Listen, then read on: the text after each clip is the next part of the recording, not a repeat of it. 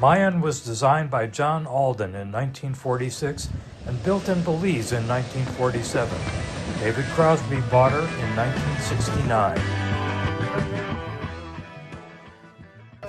David had had the boat on the market for many, many years, and he had a price which is so high that almost no one ever called him.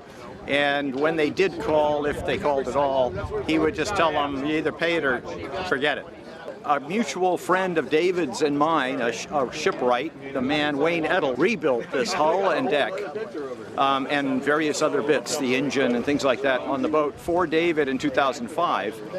Had lunch with me because I was looking at a different schooner that was going to need some work. And he said, no, you don't want to buy that boat. You want to buy David's boat. And I said, yeah, the price is ridiculous. And he said, just send him a letter, paper letter, and put your sailing resume in there. Tell him at all the schooners you'd looked at, and we had looked at 12 Alden schooners. Tell him what the prices are, and tell him what you think is a fair price for his boat, knowing what you know through me, the builder, the ship rebuilder. And so I did. 2 days, I didn't expect to get a response at all. 2 days later, the phone rings, and it's David on the phone, says, you want to buy my boat? And I said, sure. And he says, well, come on down to Santa Barbara and we'll eat some tacos and talk about it. So we met at the boat in Santa Barbara Harbor, and we crawled around in the boat together, and we sat for a few hours with him telling me stories and stuff. And I was always a big fan of his and the Byrds and the Buffalo Springfield. So I knew which songs he had written and which ones he had arranged and all the history. So we talked about that some much, and he talked some more about boats, and he said, well, what would you do to this boat? And I said, well, David, you've got the head sitting in the middle of the companionway. And he says, yeah, that's because I got too fat. I wouldn't fit in the head, so we took the walls down.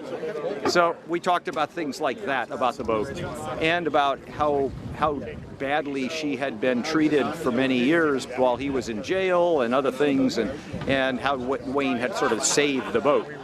And then he said, okay, well, let's eat some tacos, and we did. And I said, so where do we go from here? And he says, well, you're going to buy the boat.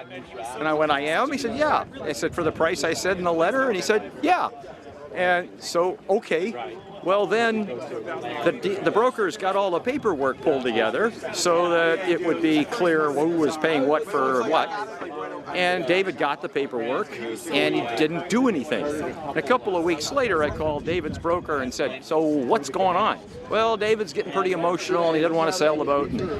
So he would always promise me, and these were always email exchanges, yes, I'll sign it, honest, I really will. I just not right now, I can't bring myself to do it. Well, this went on for almost a year, and I finally called David, which I hadn't wanted to do because he's a private person, and at any rate, it just, what is going on? And said I'd always promised my son Django that we would sail to Hawaii on Mayan, and if I sell you the boat, we won't be able to do that. And you're the perfect person to buy the boat. You know how to fix it, you know how to sail it, it's just, but I can't bring myself to do it. And I went, wait a minute, time out. If what you want to do is sail to Hawaii, I'm happy to sail to Hawaii with David Crosby and his son. I'll fix the boat up, get it ready to go, and then we'll go to Hawaii.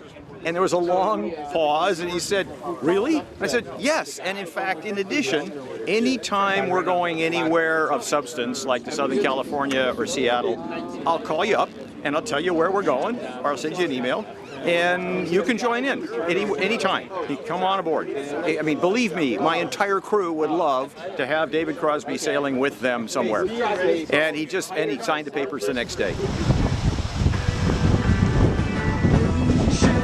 On the water, very free and easy, below the way it's supposed to be. Fewer people on the shoreline.